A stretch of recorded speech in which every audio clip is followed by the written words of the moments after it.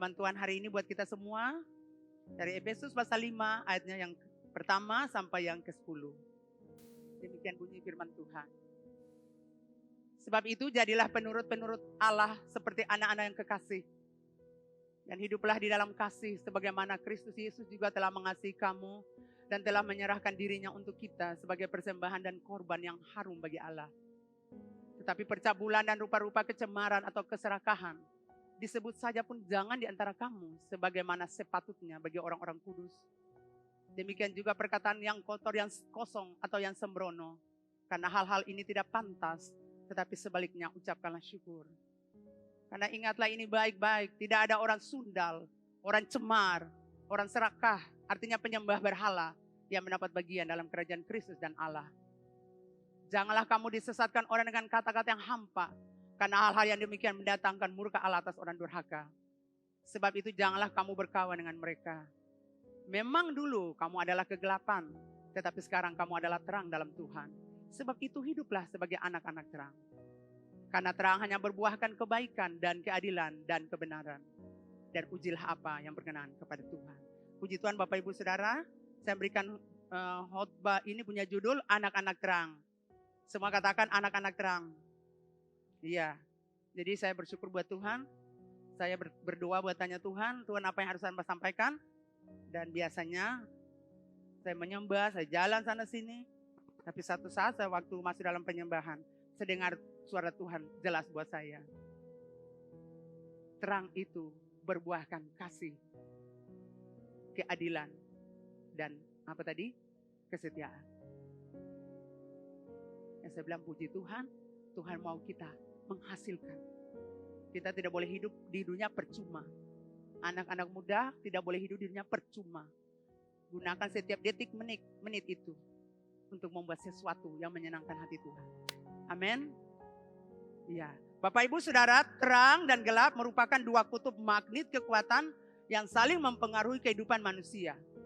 Unsur dikotomi atau tarik-menarik antara terang dan gelap selalu ada, dan terhadap kedua kutub magnet ini manusia diminta untuk menentukan sikap. Kadang terang tarik kita, gelap tarik kita. Tapi kita harus menentukan sikap kita untuk memilih yang mana. Kita semua ditempatkan di dunia ini untuk menjadi terang, yaitu membawa perubahan untuk dunia dan bukan untuk dipengaruhi dunia. Jadi Bapak Ibu Saudara ingat, kita dipanggil dari kegelapan masuk terang untuk menjadi terang, dan kita membawa perubahan bagi dunia yang sedang rusak dan hancur. Bukan kita jadi anak terang, lalu kita pergi kepada dunia hancur, lalu kita dipengaruhi oleh kehidupan dunia. Kita yang sudah terang mempengaruhi orang-orang gelap yang ada di dunia ini. Jadilah anak-anak terang, bawa kemajuan dan perubahan bagi banyak orang. Jadi Anda berjalan, tapi Anda ingat identitas Anda sebagai anak Tuhan, anak terang. Di mana saya berada, ada perubahan di situ, perubahan ke arah yang baik.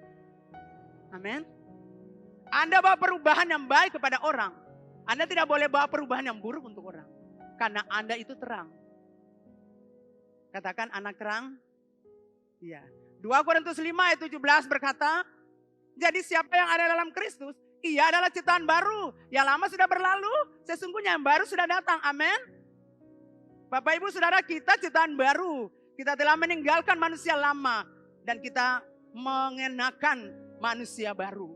Jadi kita tidak pakai pakaian lama lagi. Pakaian lama itu sudah dilepaskan. Kita dikasih pakaian yang baru oleh Tuhan. Amin saudara. Kita tidak hidup dalam budak dosa lagi. Tapi kita sudah dilepaskan dari perbudakan. Dan kita sudah kasih pakaian yang baru. Yaitu kita hidup dalam kemerdekaan, dalam kebebasan. Karena Yesus Tuhan sudah merdekakan kita. Jadi manusia lama kita sudah ditanggalkan. Dan kita sekarang mengenakan manusia baru. Kita punya status itu anak Tuhan atau anak terang. Mengapa kita anak terang? Sebab Tuhan sudah memindahkan kita dari kegelapan kepada terangnya yang ajaib. Amin. 1 Petrus 2 ayat 9. Tetapi kamulah bangsa yang terpilih, imamat yang rajani, bangsa yang kudus, umat kepunyaan Allah sendiri. Supaya kamu memberitakan perbuatan-perbuatan yang besar dan ajaib. Ya, perbuatan besar dari Dia yang telah memanggil kamu keluar dari terang, dari kegelapan kepada terangnya ajaib. Kamu itu bangsa yang terpilih. Sebenarnya sebagai orang pilihan kami itu bangga. Saudara, saya harus bangga karena dari sekian banyak orang di muka bumi, miliaran manusia. Saudara saya itu dipilih Tuhan. Amin saudara. Kalau kepala kantor pilih saudara, betapa bahagianya. Kalau saudara punya pemimpin di kantor milih saudara, entah kantor di swasta, di bank, atau di perusahaan-perusahaan, atau di kampus-kampus. Oh, betapa bahagianya saudara. Ini raja di atas segala raja, penguasa alam semesta, Allah pemilik hidup kami. Saudara, dia panggil kita. Amin. Dia pilih kita. Tujuannya untuk beritakan perbuatan-perbuatan Allah yang gagah perkasa. Jadi kalau Anda anak terang, tidak pernah melakukan sesuatu untuk Tuhan, semua katakan itu tanda tanya buat saya. Anda tidak boleh hidup di dunia percuma. Amin. Anda tidak boleh hidup main-main asal-asalan. Anda harus hidup buat sesuatu buat Tuhan. Ingat Tuhan bilang, ini kalau dia yang berbuah lagi, tebang dia. Untuk apa hidup di dunia? Bapak Ibu Saudara, hidup dalam terang yang ditekankan Rasul Paulus itu berarti bukan sekedar gaya hidup yang diubahkan. Bukan seperti gaya hidup yang dicerahkan sehingga tidak ada lagi Anda dalam gelap. Tetapi seluruh hidupnya sudah diubahkan. Hidup itu terbuka. Amin. Hidup saudara terlihat, transparan dan bisa dilihat orang. Tidak ada lagi yang bisa disembunyikan. Kalau orang hidup dalam terang, maka secara nyata dia akan menghasilkan buah kebaikan, keadilan, dan kebenaran. Jadi kalau Anda itu jadi anak terang, hiduplah dalam terang. Jangan Anda punya gaya hidup action, saya anak terang, saya anak Tuhan, gereja GKR Hidup Ambon. Mujizat supernatural terjadi, tapi saudara memaki bas sumpah. Amin saudara. Ya, jadi kalau jadi anak terang bukan itu gaya hidup, bukan kita action, supaya kita lihat, orang lihat kita bertobat, kita anak Tuhan. Amin saudara, tidak perlu action. Anda lakukan, itu buah. Anda bikin supaya orang lihat secara nyata, ini hidup ini bagus sayang. Saudara kita hidup dalam terang, dan di luar sana orang kegelapan. Orang kegelapan selalu melihat kita, ini dia bikin bagaimana nih?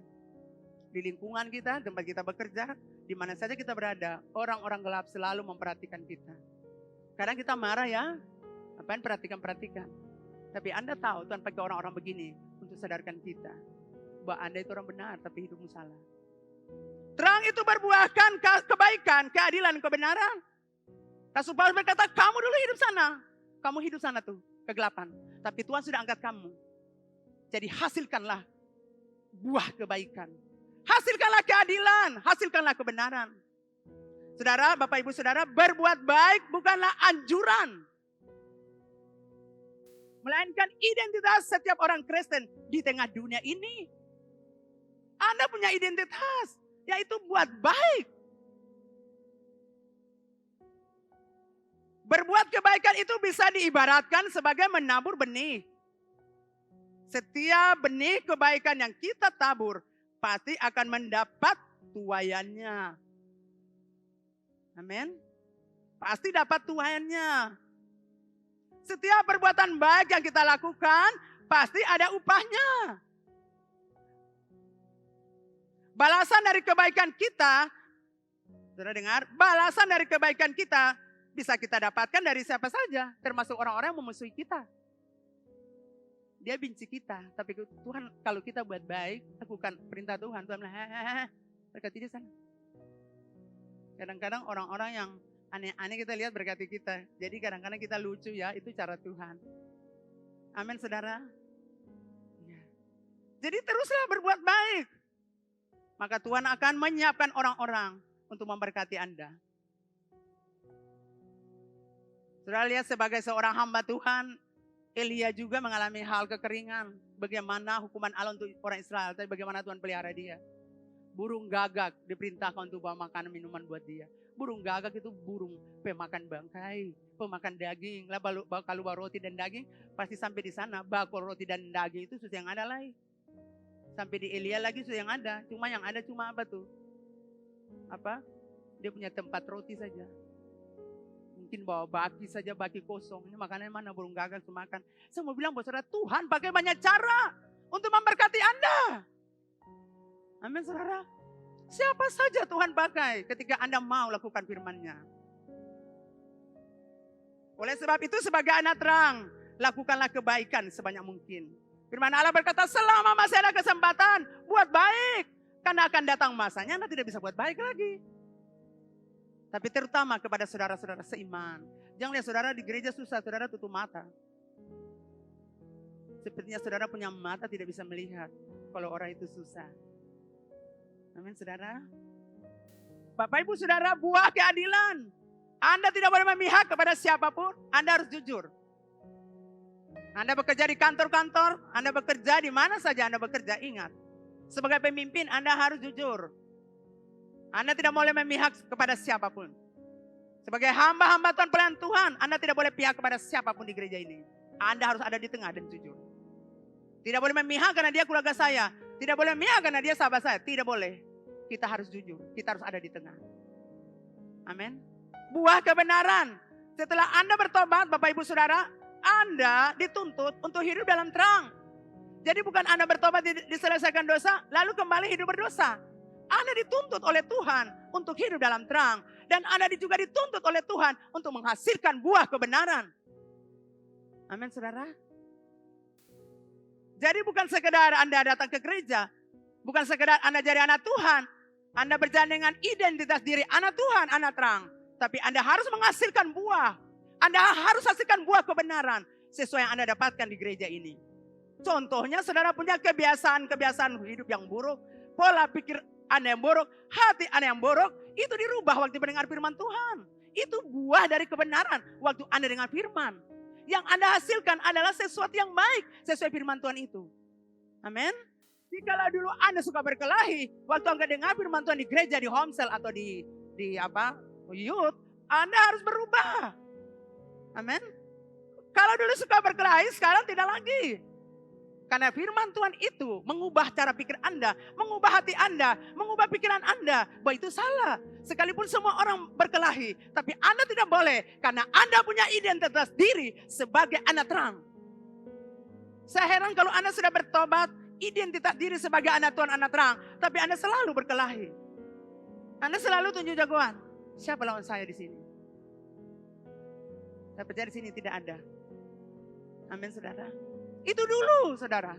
Rasul Paulus berkata itu dulu. Hidup kamu yang dulu. Sekarang hasilkanlah sesuatu sesuai dengan kebenaran firman Tuhan yang kamu terima. Kalau dulu kamu suka cerita orang. Stop sudah. Itu kan tidak baik. Saya mau bilang untuk Bapak Ibu saudara suka cerita orang. Nanti orang cerita saudara. Anda cerita orang di lingkungan kecil. Nanti lingkungan besar alam. Orang cerita saudara. Anda hina orang di hadapan sedikit orang. Anda akan dihina di hadapan umum. Amin. Anda sebagai anak terang, hasilkanlah buah-buah kebenaran itu. Kalau dulu saudara perokok berat, sekarang jangan lagi. Dulu mencuri, jangan lagi. Berbohong, suka nonton film cabul, jangan lagi. Karena kita sudah dibawa dari kegelapan itu kepada terang. Dan kita ulangi lagi saudara. Kita kan sudah tahu yang benar. Hasilkanlah yang benar itu. Tidak. Kata-kata bohong saudara itu diganti dengan kata-kata kebenaran. Amin. Yang suka bohong dengar, gantikan kata Anda itu dengan kata-kata kebenaran. Jangan ke segala kata bohong. Iblislah bapamu. Firman Tuhan bilang. Kalau Anda suka berbohong, saudara punya bapa itu untuk iblis. Firman Allah berkata, iblis pembohong dari semula. Dan kalau kamu suka bohong, iblislah bapamu. Kamu mengerjakan pekerjaan bapamu, yaitu iblis. Amin. Yang suka bohong, amin. Berhenti hari ini. Amin. Bohong bini, bohong laki, bohong anak-anak, bohong orang tua, bohong pemimpin. Benci, iri hati, permusuhan. Ganti akan dengan cinta, dengan damai dan persahabatan.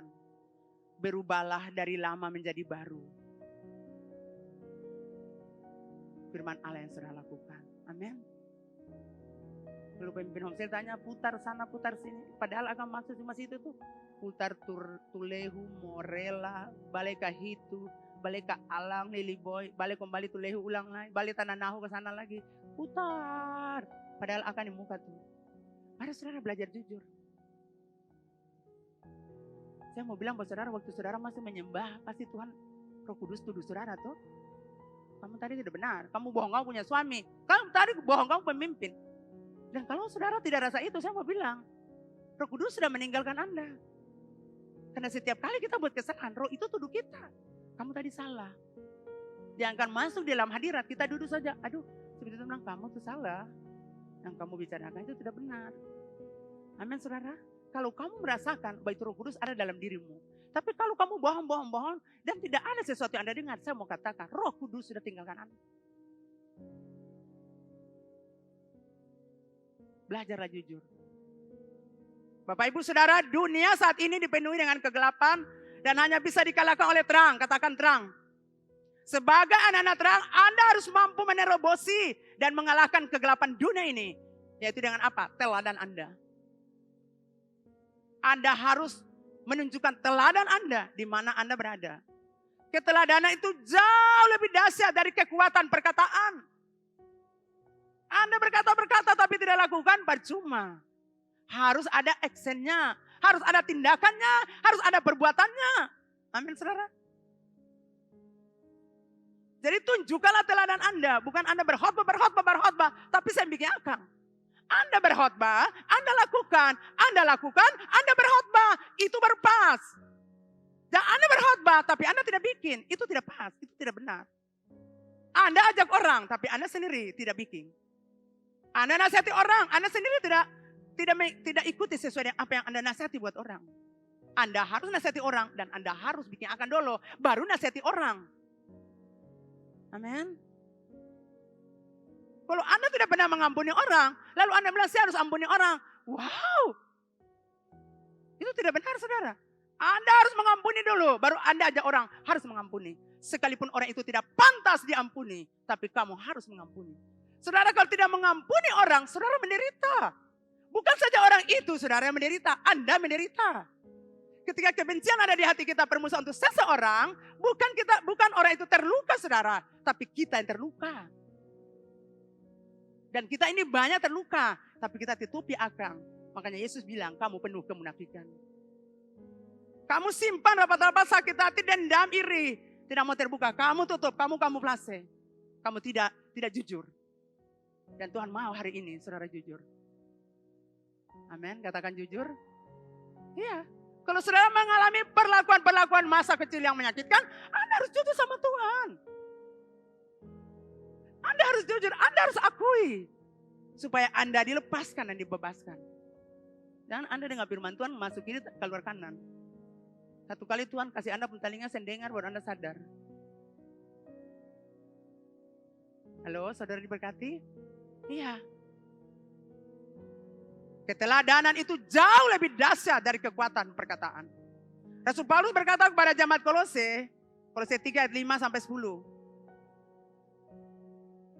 Karena itu matikan dalam dirimu segala sesuatu yang duniawi, yaitu percabulan, kenajisan, hawa nafsu, nafsu jahat, dan juga keserakahan yang sama dengan penyembahan berhala. Semuanya itu mendatangkan murka Allah atas orang-orang durhaka. Dulu kamu juga melakukan hal itu ketika kamu hidup di dalamnya. Tetapi sekarang buanglah semuanya itu. Marah, geram, kejahatan, fitnah, kata-kata kotor yang keluar dari mulutmu. Jangan lagi kamu saling mendustai, suami istri yang mendustai lagi. Bawahan-bawahan jangan mendustai pemimpin lagi. Karena kamu telah menanggalkan manusia lama seperti kelakuannya. Dan telah mengenakan manusia baru yang terus-menerus diperbaharui untuk memperoleh pengetahuan yang benar menurut gambar Khaliknya.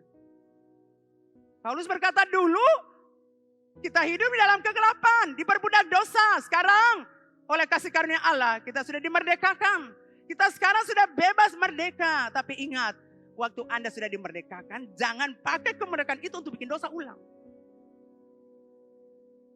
Amin Bapak Ibu. Matikan akal. Setiap kali Anda mau marah, matikan itu kemarahan. Setiap kali Anda mau dendam, matikan akal. Anda punya kuasa untuk matikan akal. Setiap kali Anda mau bohong, matikan dalam nama Yesus. Kita semua berbohong. Kita mau jujur. Anda yang harus bertindak. Amin Bapak Ibu. Bolehkah jujur? Boleh jujur ke saya? Ya, masing-masing jawab toh. Mari kita jujur. Jujur dengan hati kita. Jujur dengan hati kita. Kadang orang sembunyikan yang terjadi hati. Tutup rapat. Tapi saya mau bilang buat saudara, Tuhan tahu saudara tidak jujur. Salah satu dosen di MTC kami, dari Sinode berkata gini, beberapa mata pelajaran saya ambil. Di dunia saat ini muncul agama baru. Semua katakan agama baru. kurang kuat, agama baru. Ya, saudara tahu agama baru itu apa?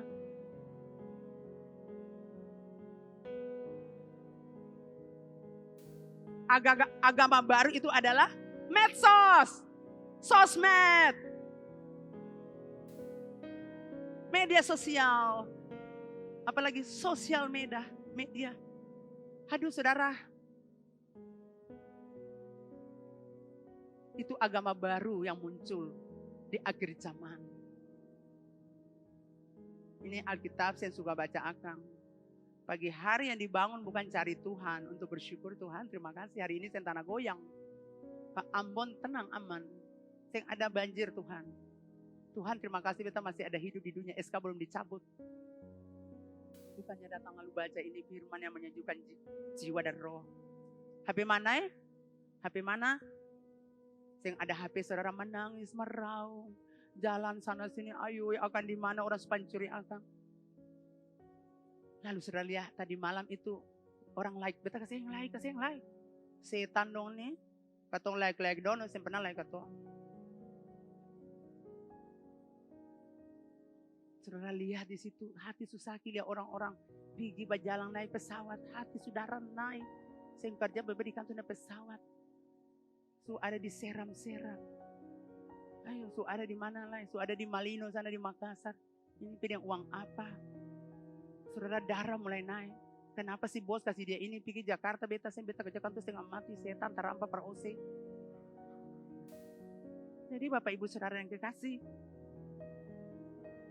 agama baru yang sedang dianut saat ini. Segala macam hal terjadi di sana. Orang-orang baku bakalai, saling fitnah, saling sindir menyindir, saling caci maki, saling membohongi, saling sumpah dan kutuk. Kita lihat tuh orang-orang, betul kan dulu baca orang-orang, betul dong sindir orang, tak hati gili-gili saudara.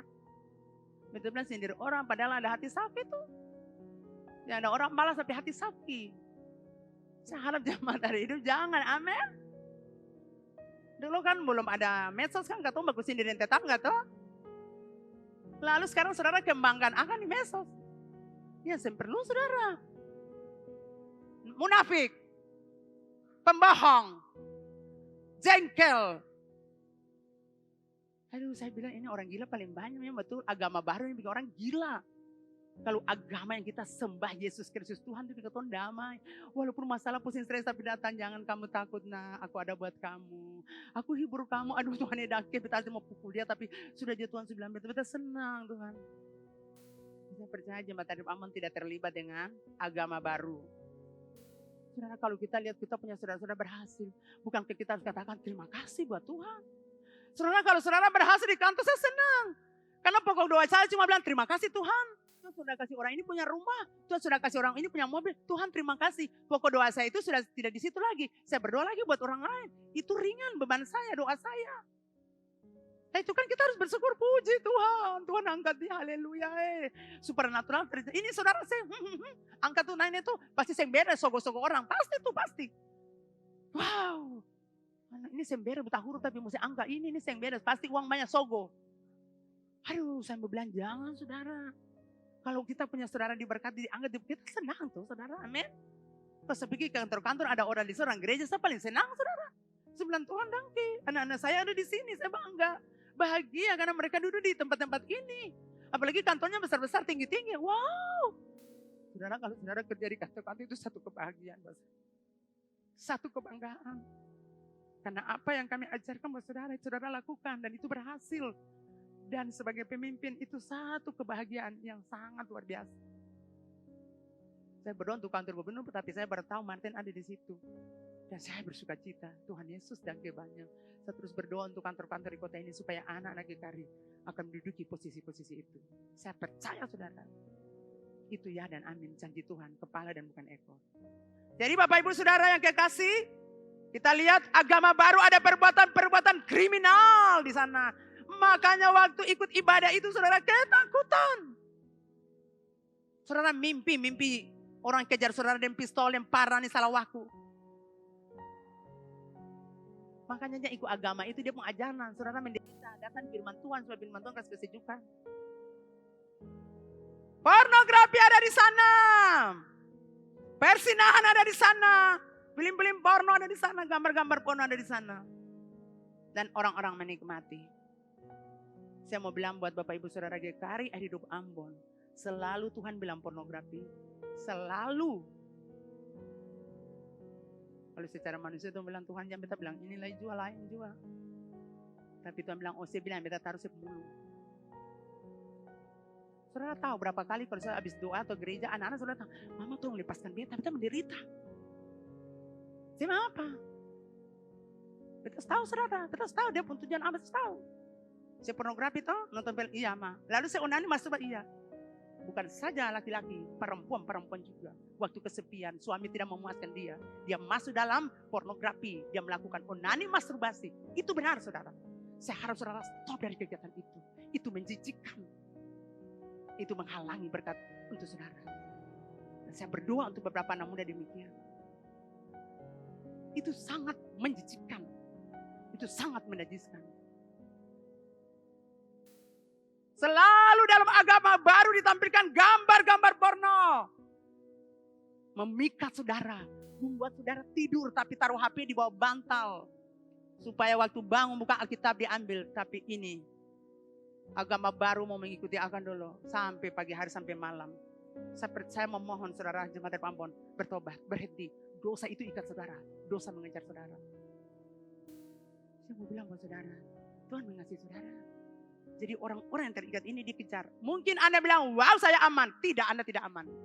Anda akan terus dikejar sama beberapa orang yang datang ke saya. Anda akan dikejar dengan hal ini. Karena Tuhan mengasihi saudara. Tuhan tidak mau saudara terlibat. Itu roh jahat saudara. Itu roh cabul. Itu roh pornografi. Itu roh kenajisan. Dan Tuhan tidak mau berhubungan dengan Anda. Kalau Anda hidup kenajisan. Tidak. Tuhan itu kudus saudara. Tuhan itu suci. Dia sudah angkat saudara. Dia tidak mau lagi untuk saudara bergaul di sana.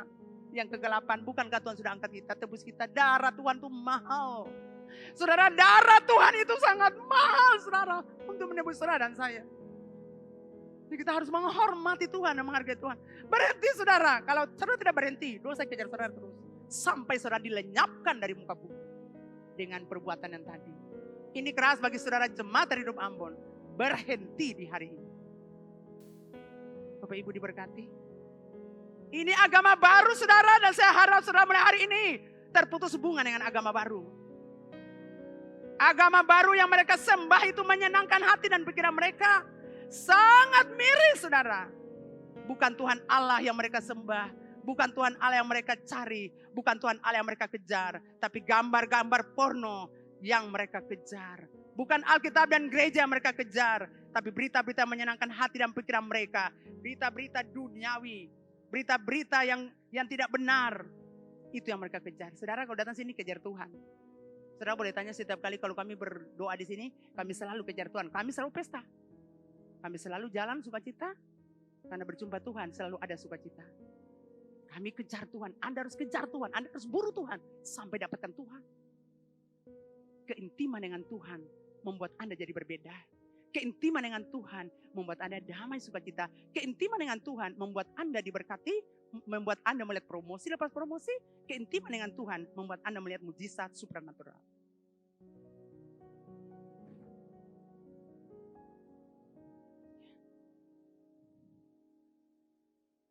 Jadi mari Bapak Ibu Saudara kita sadar kita bertobat. Setan dan roh jahat sementara menyajikan hal-hal yang kotor, yang menjijikan, yang membawa Anda jauh dari Allah. Semakin Anda terperangkap dalam cengkraman setan dan roh jahat, semakin Anda jauh dari Allah. Anda akan mengalami kekeringan, ketakutan, kekhawatiran, dan kegelisahan. Itu dosa selalu buat orang seperti itu. Tidak mengherankan anak-anak Tuhan, anak-anak terang ikut terseret. Ambil bagian dalam agama baru. Anak-anak terang yang punya status itu, anak Tuhan itu, selalu kita lihat mereka selalu expose apa saudara? Pakaian-pakaian tidak pantas mereka pakai. Pakaian-pakaian yang tidak pantas. Mereka expose foto-foto mereka berpelukan, berciuman. Disertai kata-kata yang tidak pantas. Kata-kata sakit hati, kebencian, kata-kata sindiran. Supaya orang yang membaca yang lagi tidak suka mereka tersakiti. Jadi saya harap Anda, jemaat dari hidup Ambon, pelayan-pelayan Tuhan. Anda yang melayani di pelataran Tuhan, ingat. Anda punya identitas diri anak Tuhan, anak terang. Jangan Anda ekspos gambar-gambar yang tidak benar. Jangan Anda eksposkan pakaian-pakaian Anda yang tidak pantas. Amin, saudara. Berpelukan, berciuman. Saya mau bilang buat saudara, siapa yang saudara sindir?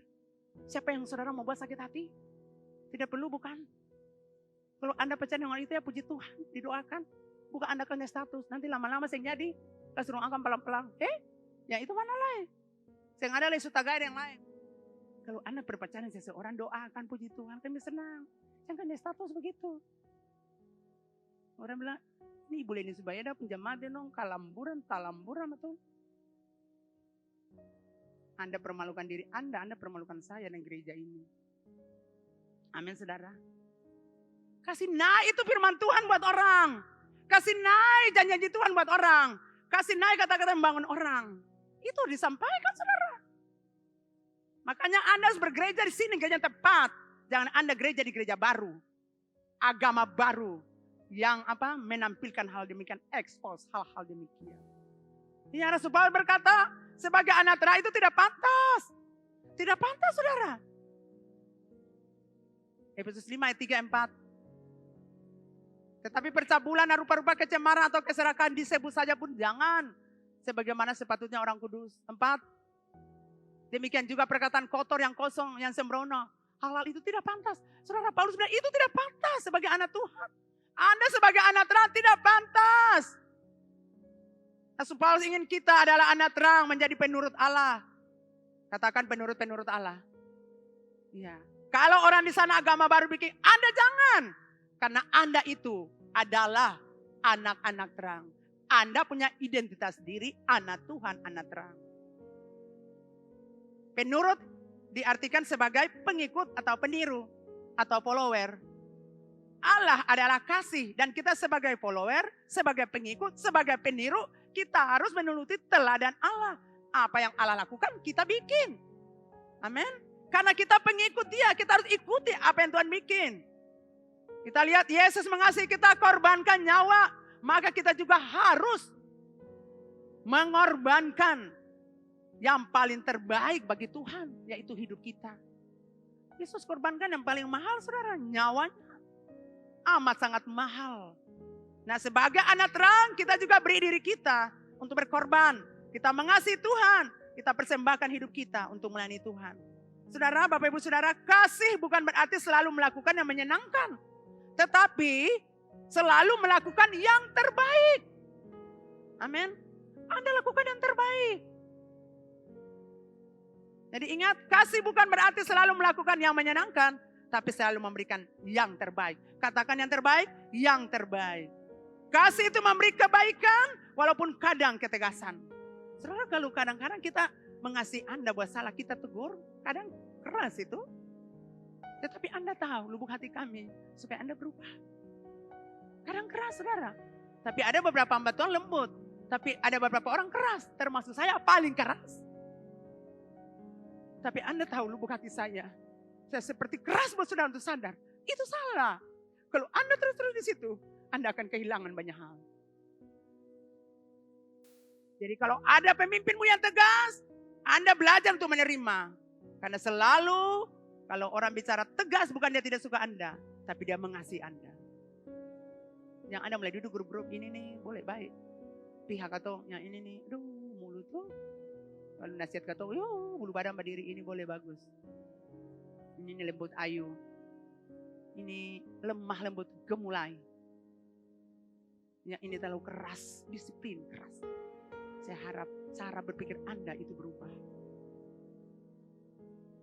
Sebagai seorang pemimpin rohani, Rasul Paulus berkata kepada jemaat Efesus, kita lihat ayatnya, ingat ini baik. Ingat ini baik-baik. Ayat yang kelima, ingat ini baik-baik. Tidak ada orang sundal, cemar, serakah, penyembahan berhala dapat bagian dalam kerajaan Allah. Ingat itu. Kalau kamu terlibat dengan mereka, kamu tidak dapat bagian dalam kerajaan Allah. Sekalipun kamu melayani di gereja, sekalipun kamu berkhotbah di gereja, sekalipun kamu buat banyak hal di gereja, tapi kalau kamu mengikuti cara hidup ini, kamu tidak punya tempat dalam kerajaan surga. Ingat, itu dia bilang keras itu untuk jemaat di Efesus. Ingat itu baik-baik. Nah, Paulus memberikan larangan juga bagi jemaat mereka. Ayat 67, dia berkata begini, jangan kamu disesatkan orang dengan kata-kata hampa, karena hal demikian mendatangkan muka Allah atas orang durhaka. 7, sebab itu janganlah kamu berkawan dengan mereka. Sudah lihat Paulus itu luar biasa. Jadi kalau di gereja ini Anda dilarang, jangan begini, jangan begini, jangan begini. Anda harus terima dengan sukacita. Amin. Ini pemimpin-pemimpin spiritual, pemimpin-pemimpin rohani yang mengasihi Anda. Coba ingat, kalau kamu orang begini, kamu sempet tempat di sana. Gitu. Jadi ayat 6, Paulus sepertinya sedang berbicara tentang guru-guru palsu. Dengan gaya retorika mereka. Wow. Saudara tahu retorika itu apa? Bukan setrika. Retorika adalah sebuah teknik pembujuk rayuan secara persuasi atau persuasif. Untuk menghasilkan bujukan dengan melalui karakter pembicara emosional atau argumen. Jadi guru-guru palsu ini memiliki dan merangkai kata-kata yang luar biasa indahnya, lembut dan manis. Kata-kata persuasif yang mengajak orang, suruh orang, bujuk, rayu. Supaya dorang ikuti dong. Sesuatu yang palsu itu selalu palsu. Kelihatannya rayu orang bagus, kata-kata lembut manis. Tapi jahat. Jadi Paulus mau bilang jangan biarkan orang-orang itu menyesatkan kamu. Dengan rayuan-rayuan gombal. Dengan kata-kata manis. Dengan kata-kata halus dan lembut. Mereka itu penyesat. Yang kelihatan rohani. Itu yang Rasul Paulus mau bilang. Jadi saudara bayangkan itu pemimpin keras sekali. Jadi kalau dulu Bapak khotbah saudara bilang keras. Paulus keras toh. Keras kesian saudara. Keras. Yang sama kita bilang saudara. Jangan bergaul dengan orang itu. Saudara tidak punya tempat di sana. Yang kedua, jangan sampai saudara dihasut, dipengaruhi, dibujuk oleh orang-orang ini. Jangan berkawan dengan mereka, berarti Anda tidak boleh bergaul dengan, bukan berarti Anda tidak boleh bergaul dengan mereka. Kan Anda di kantor, Anda harus bekerja. Anda harus bergaul dengan orang-orang di kantor, orang tidak mengenal Tuhan, orang-orang yang belum tahu tentang kebenaran, Anda ada di sana. Jadi bukan Rasul Paulus punya maksud, bukan jangan bergaul artinya kita asingkan diri, kita tidak mau bangun hubungan dengan mereka, tidak. Maksud Rasul Paulus jangan ikut dengan apa yang mereka lakukan. Di kantor-kantor tempat bisnis, di ban-ban di mana Anda bekerja, perusahaan-perusahaan dengar. Jangan Anda terlibat dengan perbuatan mereka. Maksudnya begitu. Anda tidak boleh melakukan seperti yang mereka lakukan. Amin saudara. Jangan lakukan seperti yang mereka lakukan. Anda itu berbeda. Jadi jangan ikut perbuatan-perbuatan mereka yang memalukan seperti kita sudah baca tadi ayat 3-4. Jangan ada di situ ikut mereka. Begitu maksudnya. Anda boleh melakukan hubungan bisnis, tapi kalau mereka buat hal-hal yang tidak benar, jangan terlibat di dalamnya. Maksudnya begitu. Kalau mereka bikin nota beli 100.000, bikin 200.000, jangan Anda terlibat. Maaf, di sini saya tidak terima hal demikian. Anda tidak boleh mengikuti mereka. Anda tidak boleh main-main dengan dosa, karena dosa itu memalukan. Hal itu sangat menyakiti hati Allah. Jika Anda adalah anak terang, tapi tetap hidup menikmati dosa, saya mengatakan Anda bukan anak terang. Jadi kalau Anda bilang saya anak Tuhan, saya anak terang, tapi hidup berdosa, menikmati dosa, Anda bukan anak Tuhan.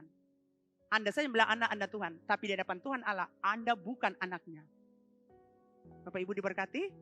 Siapa saja yang disebut anak terang menurut pandangan Alkitab? 1, mereka yang telah ditebus oleh Yesus Kristus dari kegelapan. Sudah ditebus? Sudah ditebus? Amin. Jadi kalau orang bilang anak terang menurut pandangan Alkitab, mereka telah ditebus oleh Yesus Kristus. 2, mereka yang hidupnya selalu berjalan mengikuti Yesus. Amin. Jadi mana Yesus jalan, mereka ikuti. Yesus buat apa mereka lakukan? Yohanes 8 ayat 12. Yang ketiga, mereka selalu membawa kabar keselamatan kepada orang banyak, pada bangsa-bangsa yang tidak mengenal Allah. Itu orang-orang yang disebut anak terang menurut pandangan Alkitab. Mereka jadi anak terang, lalu mereka bawa terang kepada orang lain. Kepada bangsa-bangsa, kepada orang sekitar mereka. Nah sebagai anak terang kita harus mengetahui fungsi dari terang. Apa fungsi terang saudara? Terang menerangi gelap. Betul? Kegelapan, tiba-tiba terang muncul, terang gelap. Terang memberi petunjuk. Sama seperti mercusuar. Dia ada tapi dia beri petunjuk untuk kapal-kapal atau apa yang lewat. Dia kasih petunjuk. Jadi kalau Anda tuh Anda terang, Anda kasih petunjuk untuk orang. Anda menerangi. Kalau dia hidup gelap, Anda bicara buat dia itu tidak benar. Terang membuat kita merasa aman. Betul? Kalau gelap ketakutan. Terang apalagi? Membuat kita melihat lebih jelas. Terang membuat perspektif yang baru. Cara pandang kita yang baru. Terang juga menolong kita memperbaiki sesuatu yang harus diperbaiki. Dalam gelap ketemu pakai badak saja. Pakai sabaran dapat. Badak di hidung, di kepala, di muka. Hitam sana, hitam sini. Tapi waktu terang datang, kau tahu, oh berarti beta ada, perlu perbaiki. Itu fungsi terang. Menjadi anak terang itu banyak tantangan, saudara. Kita tidak tinggal di dunia yang, dan sekarang ini kita tinggal di dunia yang benci terang. Karena dunia dikuasai iblis. Iblis membawa kita untuk menjauhi terang dan hal-hal yang menyenangkan. Iblis goda kita. Iblis menggoda kita dengan hal-hal yang kita sukai. Iblis menggunakan sesuatu yang hits dan viral. Betul, saudara? Kalau sesuatu hits viral tuh, wow, orang berlomba-lomba berakang. Bukan orang berlomba-lomba untuk diskusi firman Tuhan. Iblis bujuk kita dengan kata-kata lembut supaya kita jauhi terang. Nah, bagaimana supaya terang yang ada pada saudara tetap bercahaya? Satu, jaga perkataan dan ucapan saudara. Supaya terang ada pada saudara, pertama, jaga perkataan dan ucapan kita. Kasih firman Tuhan untuk menguatkan, kata-kata yang membangun. Dua, gunakan sosmed dengan bijaksana. Kasih topik-topik. Ya, beberapa kali ada beberapa tim penginjilan tuh mereka kasih khotbah-khotbah yang disampaikan di sini, mereka kirim untuk teman-teman mereka.